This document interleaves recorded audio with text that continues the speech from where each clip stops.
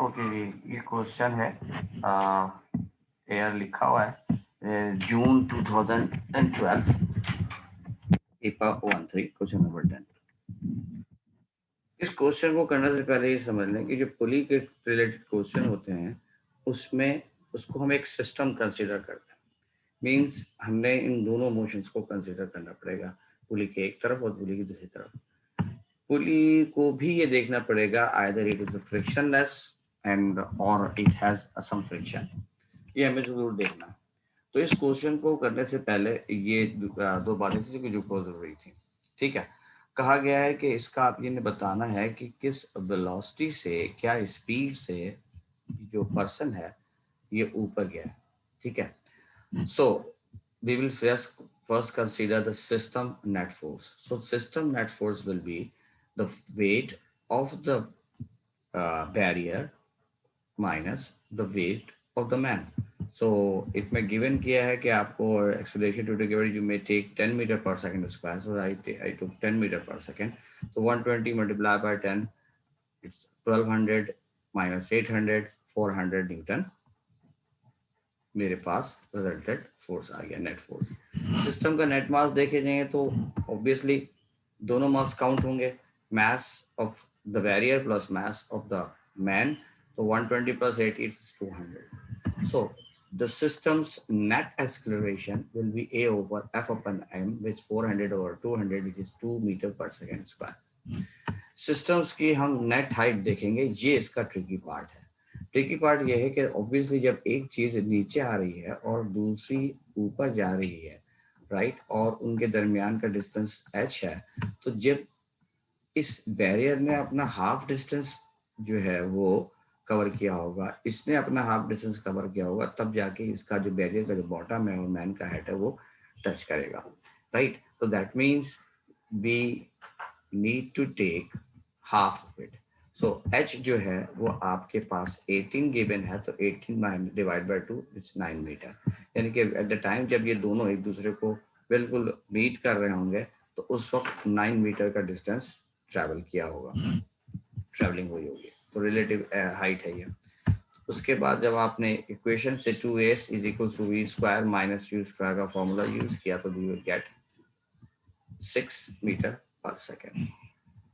दूसरा क्वेश्चन था कि सेम कंडीशन, सेम थिंग, एक पैसेंजर है जो कि मूव कर रहा है और बैलेंसिंग वेट नीचे की जानिब है और पैसेंजर ऊपर है, that means balancing weight is greater than the passenger car and the passenger. इन्होंने ये जो है सारी कंडीशन दी हुई है, same rule apply and they actually हमें कंसीडर कर दिया गया है कि फ्ली टू रोटेट है, यानी कि उस पर पुली जो है उसकी कोई फ्रिक्शन फोर्स नहीं है, right. So the system net mass same, हम तीनों के मास को ऐड करेंगे, दैट इज 1240।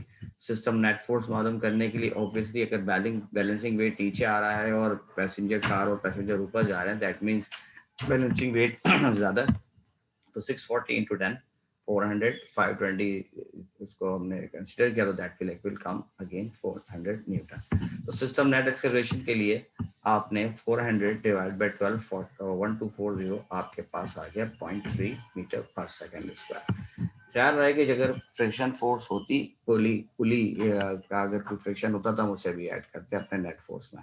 ठीक है जी, तो ये चूंकि नहीं है और कहा गया कि क्वेश्चन में एक्सप्रेशन ही पूछी तो that will be your answer. उसके बाद तीसरा क्वेश्चन पूछा गया था कि गोल्फ बॉल जिसका मास m है और वो एक हाइट से ड्रॉप किया गया है, राइट, और ऑब्वियसली जब वो सरफेस से टकराएगा और रिबाउंस करेगा तो वो एनर्जी को लॉस करेगा, तो उसका मतलब ये इनलास्टिक को ले जाना। अच्छा, इसमें जो गलती जो इसमें करते हैं कि चेंज ऑफ मोमेंटम के अंदर दो बातें हो रही हैं। चेंज इन मोमेंटम का मतलब वो माइनस होगी और बॉल जो है रिबाउंड हो रही है तो डायरेक्शन चेंज हो रही है, तो that minus will also be counted. So change in momentum will be mu plus mv, initial velocity and final velocity. अब इनिशियल वेलोसिटी फाइनल वेलोसिटी मालूम करने के लिए यहाँ एक ट्रिकी पार्ट कि जब इनिशियली उसको रिलीज कर गया तो वो ड्रॉप नीचे तक आया तो उस वक्त इनिशियल वेलोसिटी 0 रखेंगे और हाइट h1 है। सिमिलरली जब वो रिबाउंड हो रहा है तो उस वक्त तो उसकी कोई वेलोसिटी होगी, लेकिन जो मैक्सिमम हाइट तक पहुंचेगा तो उसकी इनिशियल फाइनल वेलोसिटी वो जीरो हो चुकी होगी जब भी वो नीचे आ रहा है, राइट। तो हम फॉर्मूला इस्तेमाल करेंगे 2gh is equal to v square minus u square and taking the velocity initial velocity zero for h1 and the final velocity for h2, उसको हम जीरो लेंगे। तो h1 के लिए 2gh1 इक्वल्स वी स्क्वायर और v की value आ जाएगी under root 2gh1। और जब हम h2 के लिए लेंगे तो सेम गोज हेयर, तो h2 राइट, तो वेलोसिटी आएगी वो 2gh h2 under root. So we will replace this u with 2gh1 and 2gh2 and we will get the answer, right? So this means the answer is this. ठीक, okay, next हमें ये पता करना है कि इस किन का इनमें से नेट फोर्स जीरो है और टॉर्क जीरो है। इसका मतलब ये एब्सोल्यूट इक्विलिब्रियम की कंडीशन जिसके अंदर दोनों चीजें जीरो हैं, मोमेंटम और फोर्स। तो हम फोर्स के लिए ये चेक करेंगे कि upward force should be equal to the downward force, sum of all upward force. So हमने जब ये चेक किया तो ए में तो हमें नहीं मिला, क्योंकि ऊपर अपवर्ड फोर्स 80 न्यूटन आ रहा है, नीचे 90 न्यूटन आ रहा है, तो ये हमारे वैसे ही कैंसिल आउट हो गया। So the option may be right was may be B C and D. तो चूंकि मैंने इसको रिवर्स से स्टार्ट किया तो आई फाउंड डी, जिसका जो मोमेंट है, और इसमें हमने दूसरा ट्रिक ये करना है, तो हमने कोई भी एक पिवट पॉइंट फोर्स में पिवट कर देना है। तो मैंने इसमें 42 पे पिवट ले लिया। जब 42 पे पिवट लिया तो मेरे पास जो टर्निंग इफेक्ट है वो फोर्स की वो दोनों तरफ सेम आई। तो आई विल जब हमने देखा तो इसका मतलब इसमें जो टोटल मोमेंटम है वो जीरो है, और पहली कंडीशन ऑलरेडी सेटिस्फाइड हो गई थी कि फोर्स जीरो है।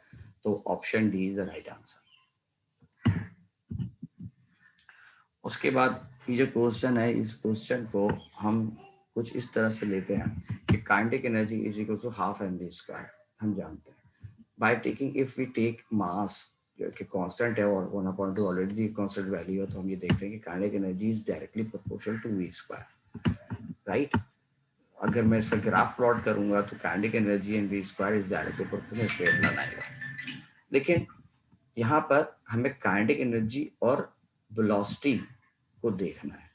तो जब हम मैथमेटिकल इसके ग्राफ्स को चेक करते हैं, जब हमारे पास दो चीज़ें इस तरह से हो कि A is directly proportional to the square of B, right, तो उस वक्त इसका मतलब ये होता है कि काइनेटिक एनर्जी ये ए जो है बहुत तेजी से इंक्रीज कर रही है, क्योंकि ये उसका रिजल्ट है। अगर बी ने फर्स्ट कर लें 2 जो है इंक्रीज किया है, तो 2 to the 4 ए 4 इंक्रीज करेगा। इसका मतलब इंक्रीमेंट रेट काइनेटिक एनर्जी ए का ज्यादा है और बी का कम है। तो अब if I just replace A with kinetic energy and B with velocity, तो I will get this, right.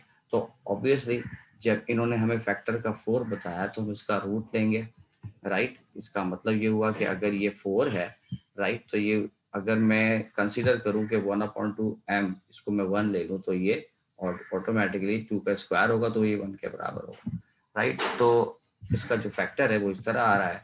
इसका मतलब, और इससे भी हमें पता लग रहा है कि वेलोसिटी जो है वो कम इंक्रीज करेगी, काइनेटिक एनर्जी ज्यादा इंक्रीज करेगी। अगर 4 है तो इसका मतलब option B, option C, option 8 ये सब बढ़ रहे हैं, तो ये गलत है। फैक्टर वेलोसिटी का, स्पीड का, ये टू। अच्छा, ये थोड़ा सा एक क्वेश्चन है। ये क्वेश्चन एयर का है, ये नहीं मालूम क्योंकि इसमें इस तरह से लिखा था। एक स्टील बॉल है जो कि एक टाइम 0 से ड्रॉप किया गया, और बिटवीन m एंड 2 की वैल्यू बार बार मालूम करना है कि इसमें इसकी एक्सप्रेशन क्या थी, राइट।